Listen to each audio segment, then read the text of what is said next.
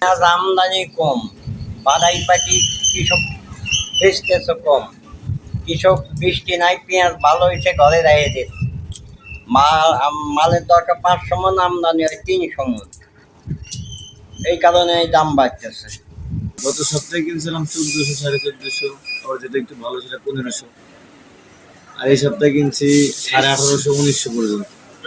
এই সপ্তাহে মোটামুটি বাজারে যে আমদানি হয়েছে তার থেকে অনেক বেশি চাহিদার তুলনায় আমদানি খুবই কম, যার কারণে বাজার মন প্রতি আপনার 400, 300, 500 এইভাবে বেড়ে গেছে।